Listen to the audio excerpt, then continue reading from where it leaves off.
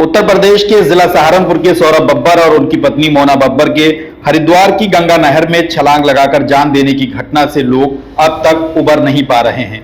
गोताखोर मोना बब्बर की बॉडी तलाशने में जुटे हुए हैं, लेकिन अभी तक उनकी लाश का कोई सुराग नहीं लगा है। उधर सौरभ बब्बर के पिता दर्शन लाल बब्बर, जो बेटे के इस कदम से टूट गए हैं, कहते हैं कि यकीन नहीं होता कि सौरभ ऐसा कदम उठाएगा। वह हमें जिंदगी भर का गम दे गया है। सौरभ बब्बर सहारनपुर के करोड़पति सर्राफा कारोबारी थे। किशनपुरा में उनकी ज्वेलरी की शॉप है। एक खुशहाल जिंदगी और भरा पूरा परिवार था उनका। पत्नी और एक बेटा बेटी, दो प्यारे बच्चे थे, लेकिन गोल्ड कमेटी और कर्ज के दलदल में सौरभ ऐसे समाते गए कि उन्हें अपनी जिंदगी से हाथ धोना पड़ गया। सौरभ बब्बर के पिता दर्शन लाल बब्बर के मुताबिक बेटा और बहू शादी के बाद से ही अलग रह रहे थे। किशनपुरा में पिछले करीब 12 साल से उनकी ज्वेलरी शॉप है। अक्सर घर आते रहते थे। 2 दिन पहले भी सौरभ घर आए, लेकिन अंदाजा नहीं था कि वे ऐसा कदम उठा लेंगे। दर्शन लाल बब्बर कहते हैं कि मुझे ये नहीं पता कि किसके पास सौरभ का पैसा फंसा था और कौन उनका पैसा लेकर भाग गया। आज लेनदार क्या क्या नहीं बोल रहे हैं, लेकिन हम इस मुसीबत में फंसे हुए हैं, क्या करें। उन्होंने कहा कि सौरभ 9 अगस्त की शाम को पत्नी और बच्चों के साथ ससुराल गए थे। वहां बच्चों को छोड़ा और पत्नी के साथ हरिद्वार चले गए।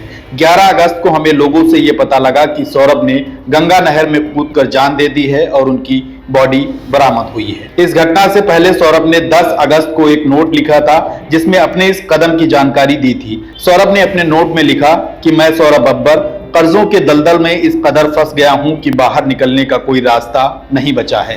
अंत में मैं और मेरी धर्मपत्नी मोना बब्बर अपना जीवन समाप्त कर रहे हैं। हमारी किशनपुरा वाली प्रॉपर्टी, दुकान व मकान हमारे दोनों बच्चों के लिए है। हमारे दोनों बच्चे अपनी नानी के घर रहेंगे। इनका जीवन अब हम पति पत्नी उनके हवाले करके जा रहे हैं। बच्चे हमारे वहीं रहेंगे। हमें किसी और पर भरोसा नहीं है। हमारे लेनदारों को हमने अंधाधुंध ब्याज दिया है। हम अब और नहीं दे पा रहे हैं। हम जहां सुसाइड करेंगे उस जगह जाकर हम व्हाट्सएप पर फोटो शेयर कर देंगे। इस दुनिया को अलविदा। सौरभ बब्बर और मोना बब्बर। सौरभ बब्बर का यह नोट उनकी मौत के बाद सोशल मीडिया पर घूम रहा है। सौरभ के बारे में अब जो तथ्य सामने आ रहे हैं, उनसे पता चल रहा है कि सौरभ पर 100 से ज्यादा लोगों का करीब 10 करोड़ रुपए का कर्जा था। दरअसल सौरभ एक गोल्ड कमेटी चलाते थे। इसमें करीब 100 लोग जुड़े हुए थे। सौरभ ने सहारनपुर के एक बड़े सर्राफा के यहाँ लगभग 7 करोड़ रुपए इन्वेस्ट कर रखे थे। कुछ दिन पहले ही उन्हीं सर्राफ का बेटा भारत छोड़कर दुबई चला गया और इस तरह सौरभ के करीब 7 करोड़ रुपए डूब गए। उधर गोल्ड कमेटी से जुड़े लोग इस खबर के बाद उनसे पैसा वापस मांग रहे थे। इसी कारण सौरभ सदमे में आ गए और उन्होंने ये आत्मघाती कदम उठा लिया है। हालांकि सौरभ ने अपने पत्र में कुछ लोगों को अंधाधुंध ब्याज देने की बात भी कही है। सौरभ ने किन लोगों को अंधाधुंध ब्याज चुकाया है, उनके बारे में कोई अधिक जानकारी सामने नहीं आ सकी है। उधर मोना बब्बर की बॉडी का भी कोई सुराग नहीं लग रहा है। गोताखोर लगातार उनकी तलाश कर रहे हैं।